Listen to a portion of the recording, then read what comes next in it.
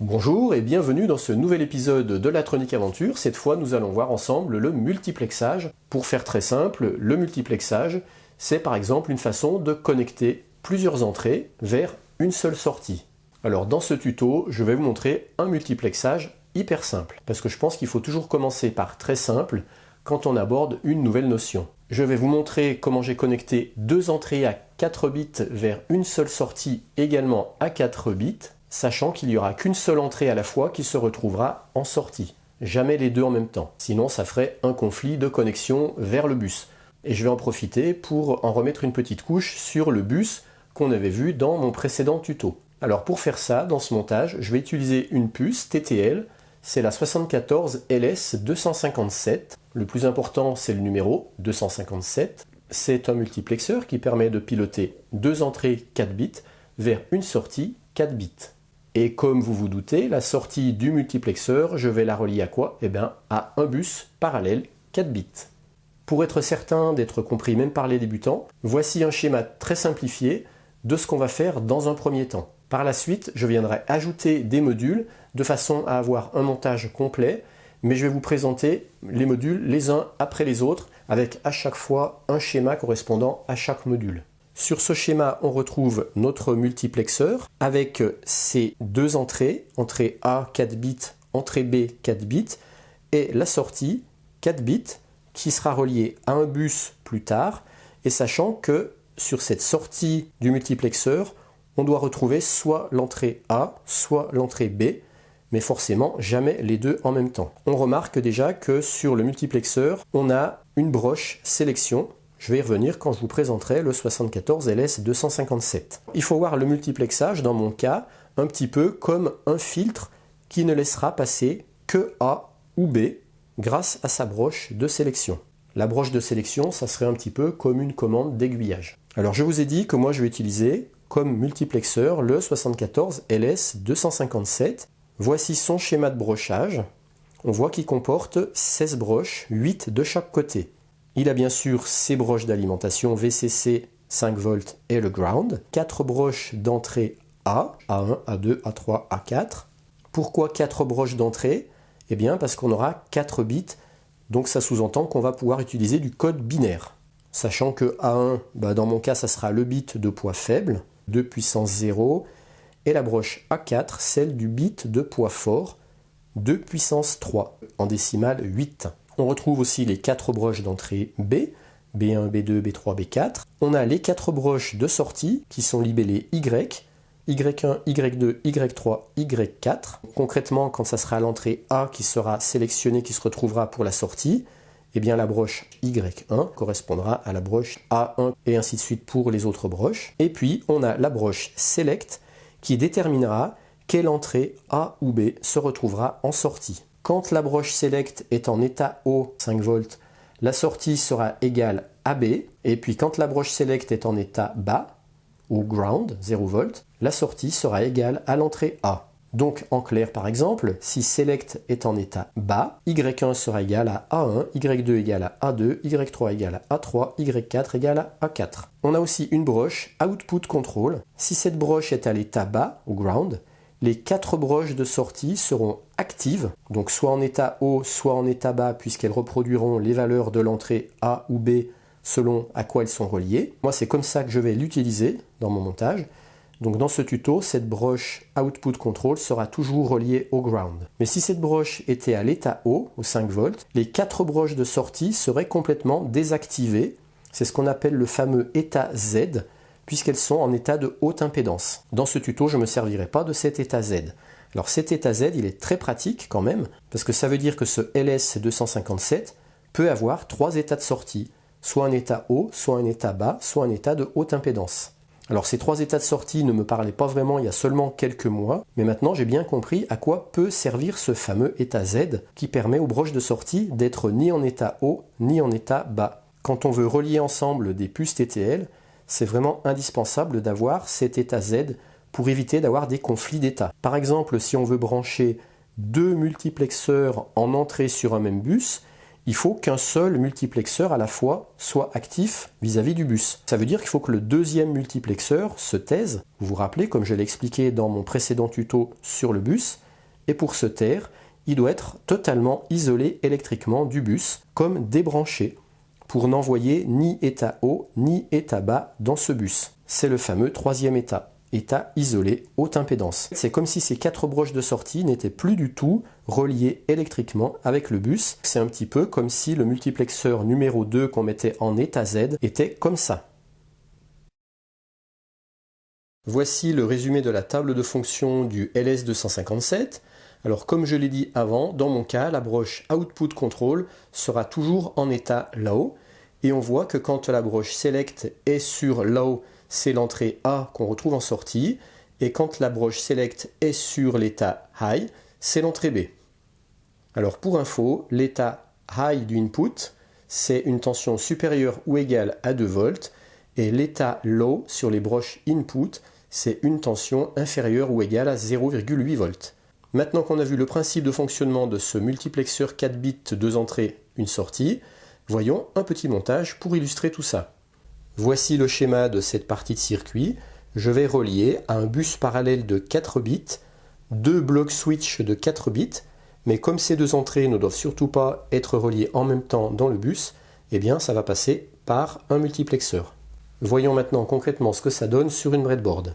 Ici j'ai le switch 4 bits de l'entrée A, ici le switch 4 bits de l'entrée B, ici le multiplexeur, ici le bus, j'ai pris 2 rails d'alimentation de breadboard, ici les 4 LED qui vont matérialiser l'état de sortie du multiplexeur dans le bus, et ici c'est la broche Select du multiplexeur que je viendrai brancher soit sur le ground, soit sur le plus de l'alimentation, pour sélectionner soit l'entrée A, soit l'entrée B. Démonstration. Je mets sous tension. Je vais mettre l'entrée A à la valeur 0001 et l'entrée B à la valeur 1000, ce qui fait en décimale 1 ou 8. Ma broche Select, quand je la positionne sur le ground, on voit que ça affiche bien dans le bus la valeur qui est dans l'entrée A. Et puis quand je bascule ma broche Select sur le plus, on voit que cette fois dans le bus, on retrouve bien 1000, qui est la valeur programmée dans l'entrée B. Je repasse la broche Select sur le ground, et je fais à nouveau passer dans le bus l'entrée A. Donc vous voyez, pour l'instant, c'est très simple. Précision, bien sûr, j'ai mis des résistances de pull down sur mes blocs switch, de façon à ce que quand je ne positionne pas un switch sur du plus 5 volts, je sois bien au 0 volts pour le 0. Pour les LED qui affichent l'état du bus, eh bien je les ai branchés en série avec une résistance également.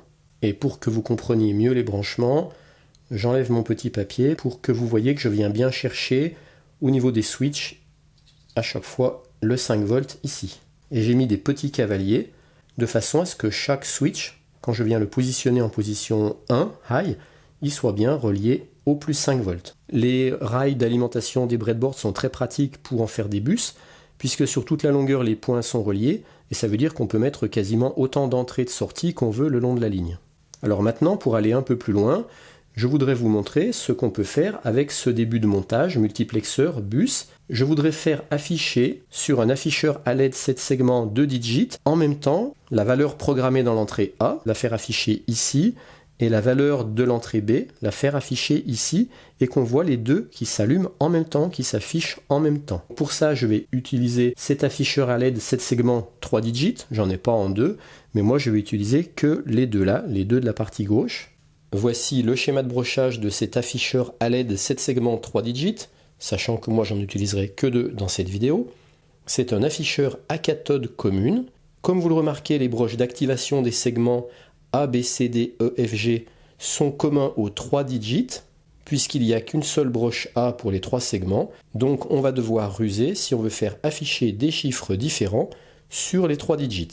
On voit qu'on a des broches cathode communes, mais là par contre, comme on en a 3, on en aura bien une qui sera propre à chaque digit. La broche 12 pilote le digit tout à gauche, le numéro 1. La broche 9, le digit numéro 2, celui du milieu. Et la broche 8, le digit numéro 3, qui est tout à droite. Donc si par exemple on veut faire afficher le chiffre décimal 1 sur le digit numéro 1 qui est tout à gauche, on devra mettre au 5 volts les broches 7, celle qui allume le segment B, et la broche 4, celle qui allume le segment C, pour former le 1, et puis ensuite relier la broche 12, cathode commune du digit numéro 1, vers le ground. Mais si on reliait en même temps par exemple la broche 9, cathode commune du digit numéro 2, vers le ground aussi, eh bien le 1 s'afficherait à la fois sur le digit numéro 1, mais également sur le digit numéro 2. Donc on voit tout de suite que si on veut faire afficher sur chaque digit un chiffre différent, par exemple le 107, eh bien en théorie on ne pourrait pas, car les broches A à G sont communes aux 3 digits. Alors ce qui va nous sauver, c'est ce qu'on appelle la persistance rétinienne. Pour faire ça, on va afficher successivement le 1 sur le premier digit, puis le 0 sur le deuxième digit, puis le 7 sur le troisième digit, mais tout ça à grande vitesse, puis après on va reboucler à nouveau le 1 sur le premier, le 0 sur le 2, et ainsi de suite, et l'œil n'y verra que du feu, il aura l'illusion que les 3 digits sont éclairés en même temps, donc on lira bien 107, alors qu'en réalité un seul digit sera éclairé à la fois, mais ce sera trop rapide pour que l'œil s'en rende compte. Maintenant je reviens à mon montage. J'ai dit que je voulais faire deux choses, que l'entrée A s'affiche sur le digit numéro 1 à gauche, que l'entrée B s'affiche sur le digit numéro 2 au milieu, et que les deux chiffres soient visibles en même temps. Alors remarquez, j'ai bien dit que je veux que les deux chiffres s'affichent en même temps, enfin qu'on les voit en même temps, et pourtant on vient de voir auparavant qu'avec le multiplexeur, on n'allait pouvoir envoyer qu'une seule entrée à la fois dans le bus. Parce que forcément, les chiffres qui vont venir ici, ils vont provenir du bus. Alors comment est-ce qu'on va devoir faire pour que, tout en envoyant qu'un seul chiffre à la fois dans le bus, les deux soient bien visibles en même temps ici? Première étape, on va d'abord relier notre afficheur à LED au bus, mais pour ça, on va avoir besoin d'un décodeur BCD. Ici, je vais utiliser le CD4543BE que j'ai déjà présenté dans le tuto, le numéro 241. Concrètement, au niveau du schéma de branchement, on va faire comme ça. Voici pour rappel le brochage du CD4543BE. Il faut relier les 4 bits du bus aux 4 bits d'entrée du CD4543. Pour ce branchement, il faudra bien penser à respecter le poids des bits. Dans mon montage, le bit de poids faible est toujours à droite, à la fois sur le switch DIP et dans le bus. Et sur le CD4543BE, le bit de poids faible correspond à la broche numéro 5, c'est-à-dire à la lettre A. Il faudra relier les broches de sortie de A à G du 4543BE aux broches d'entrée A à G de l'afficheur à LED 7 segments. La A avec la A qui allumera le segment A, la broche B du CD4543 avec la broche B de l'afficheur à LED qui allumera le segment B, et ainsi de suite jusqu'à la lettre G. Pour la broche phase, dans mon cas, je la relierai au ground, puisque, je rappelle, j'utilise un afficheur à cathode commune. La cathode, c'est le moins d'une diode. Et puis pour la partie afficheur à LED, une fois qu'on a relié les 7 broches A à G pour les segments, il nous restera à relier les 2 broches de cathode commune pour le digit 1 et celle du digit 2. On devra les relier vers le ground, mais à travers une résistance. J'ai pas mis de résistance en amont des segments de l'afficheur à LED. Pour me simplifier, je mets qu'une seule résistance depuis la cathode commune vers le ground. Normalement, si on voulait faire les choses parfaitement, il faudrait mettre une résistance pour chaque segment. Pour l'instant, à cette étape de mon montage, je ne vais pas encore relier les résistances au ground. Je vous montre pourquoi après. Voilà ce que ça donne sur la breadboard. On retrouve le CD4543BE branché en sortie du bus, et puis derrière le CD4543BE, mon afficheur à LED 7 segments. Et puis ici les deux résistances, une pour le digit numéro 1 et l'autre pour le digit numéro 2 branchées sur les cathodes communes. Pour l'instant, les deux résistances, je ne les ai encore pas branchées au ground. Je mets sous tension. Je vais par exemple programmer sur l'entrée A la valeur décimale 3. Donc en binaire, ça fait 0011. Et puis pour l'entrée B, la valeur décimale 8. Donc en binaire, ça fait 1, 0, 0, 0. Maintenant, je vais choisir de faire passer l'entrée A dans le bus. Pour ça, il faut que je raccorde la broche Select du multiplexeur sur le ground. Donc là, c'est fait, elle est déjà sur le ground. C'est pour ça que s'affiche au niveau des LED la valeur de l'entrée A. 0, 0, 1, 1. Maintenant, cette valeur binaire, je veux la faire afficher en décimale ici, sur le digit de gauche, puisque je rappelle, c'est la valeur A que j'affiche, et la valeur de A, je veux qu'elle s'affiche ici, et la valeur de B, je veux qu'elle s'affiche sur le digit du milieu. Pour faire afficher cette valeur, je vais tout simplement relier la résistance de la broche cathode commune du premier digit au ground. Et voilà, j'ai bien le 3 qui s'affiche ici. Maintenant, si je veux faire afficher l'entrée B sur le deuxième digit, je dois toujours manuellement pour l'instant débrancher la résistance de la cathode commune du digit numéro 1, du ground. Voilà. Passer la broche select du multiplexeur sur le plus 5 volts. On voit que dans le bus maintenant s'affiche la valeur de B, 1, 0, 0, 0, c'est-à-dire 8 en décimale. Et maintenant, pour faire afficher ce 8 en décimale sur le digit numéro 2, je viens brancher la résistance de la cathode commune du deuxième digit au ground. Et voilà, j'ai bien le 8 qui s'affiche sur le deuxième digit. Maintenant que notre montage marche manuellement, on va devoir automatiser tout ça et de façon rapide pour que l'œil ait l'illusion de lire 38. Pour faire ça, je vais utiliser un NE555. Le NE555 va devoir piloter 3 broches, les 2 broches cathode commune de l'afficheur à LED, celle du digit numéro 1, celle du digit numéro 2. L'une puis l'autre devront être reliées successivement vers le ground, et puis la broche select du multiplexeur qui devra être tantôt reliée au plus 5 volts, tantôt au ground. La particularité, c'est que quand la broche select sera reliée au ground, je rappelle qu'il envoie le A dans le bus, eh bien il faut que ce soit le digit du A qui soit actif, donc sa broche cathode commune, qui soit envoyée vers le ground. Et puis inversement, quand la broche select du multiplexeur sera reliée vers le plus, qui aura pour effet d'envoyer B dans le bus, il faut que ce soit le deuxième digit qui soit actif, donc sa broche cathode commune qui soit envoyée vers le ground. Pour faire ça, voici la table de fonctionnement que j'ai construite. Quand la broche select du multiplexeur est au 0, je veux que la cathode du premier digit soit reliée au 0 pour rendre le premier digit actif, et pendant que le premier digit sera actif, je veux que le deuxième digit ne soit pas actif, je veux qu'il soit en état Z, c'est-à-dire haute impédance, de façon à ce que sa broche ne soit pas reliée vers le ground. Et quand la broche select du multiplexeur sera en état O, qui envoie le B, je veux que la cathode commune du premier digit soit en haute impédance, en état Z, et que la cathode commune du deuxième digit soit envoyée vers le ground. Concrètement, je vais récupérer la broche signal du NE555 et je vais la relier directement à la broche select du multiplexeur. Ainsi, quand le signal sera à l'état bas, on aura bien A qui passera dans le bus. Et puis quand la broche de signal sera à l'état haut, ça sera B qui passera dans le bus. Mais je vais devoir aussi relier la broche de signal du NE555 aux 2 broches cathode communes de l'afficheur à LED. Mais par contre, pour que j'en ai qu'une seule à la fois qui soit reliée vers le ground, je vais me servir de 2 transistors. Un NPN, le BC547, et un PNP, le BC327. Voici le schéma de câblage de ces transistors pour piloter les broches cathode communes. Ici, j'ai la broche signal du NE555 qui est reliée à la broche select du multiplexeur et aux 2 broches cathode communes à travers des transistors, un PNP, un NPN. Quand le NE555 envoie un signal à l'état bas, cet état bas a pour effet de faire passer A vers le bus, et cet état bas a pour effet de rendre ce transistor PNP passant, ce qui fait que la broche cathode commune de l'afficheur numéro 1 va se retrouver reliée au ground à travers cette résistance de 1K. Donc ça aura pour effet de rendre cet afficheur actif, et comme on avait envoyé A dans le bus, eh bien le A va bien venir s'afficher ici.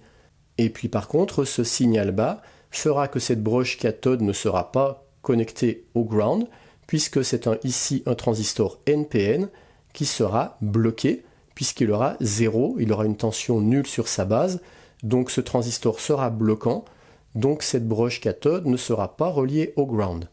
Par contre, quand la broche passera à l'état haut, puisque je rappelle, le NE555 sur sa broche signal, il envoie un signal carré tantôt haut, tantôt bas, et bien quand il enverra un signal haut, cet état haut se retrouvera sur la broche select, qui permettra à B cette fois de passer dans le bus. Ce signal haut par rapport à ce transistor ne le rendra pas passant, parce que c'est un PNP, donc ce transistor sera bloquant. Donc cette fois, cette cathode commune ne sera pas reliée au ground. Donc ce digit-là sera inactif, il restera éteint. Et par contre, le 1, en se retrouvant ici à la base de ce transistor NPN, ça le rendra passant. Et cette fois, c'est cette broche cathode commune qui se retrouvera reliée au ground et qui rendra ce digit actif. Et comme on envoie B dans le bus, eh bien le B va bien venir s'afficher ici. Voici ce que ça donne sur la breadboard. Je peux maintenant enlever mon dernier cache. J'ai enlevé les deux résistances que j'avais mis là provisoirement, puisque maintenant j'ai le dispositif ici de mes deux transistors, avec ici le NE555. J'ai également enlevé le fil du pont que j'avais mis ici tout à l'heure pour ma manipulation manuelle, puisque maintenant ma broche Select elle est reliée directement à la broche signal du NE555. Et quand je mets sous tension, magique, hop, voilà, j'ai bien mon 38 qui s'affiche. Et si je change les valeurs, par exemple là je peux mettre 9, 39, 29, et avec le clignotement de ces LED qu'on arrive à voir à l'œil nu, ça montre bien que c'est tantôt un chiffre, tantôt l'autre qui passe dans le bus, mais là avec la persistance rétinienne, on a l'illusion que ce sont les deux chiffres qui s'affichent en même temps. Pour mieux voir cet effet de rafraîchissement, je vais enlever ce condensateur et je vais en mettre un autre d'une plus grande valeur. Et là on comprend bien que c'est bel et bien tantôt un chiffre qui s'affiche et tantôt l'autre, et pas les deux en même temps. Ici c'est un condensateur de 22 microfarad, maintenant je vais remettre mon condensateur de 2,2 microfarad. Et voilà. C'est magique hein, quand même. Et voilà, cette vidéo est terminée, j'espère qu'elle vous aidera à mieux comprendre le multiplexage et le bus, et moi je vous dis à plus dans le bus. Allez, ciao!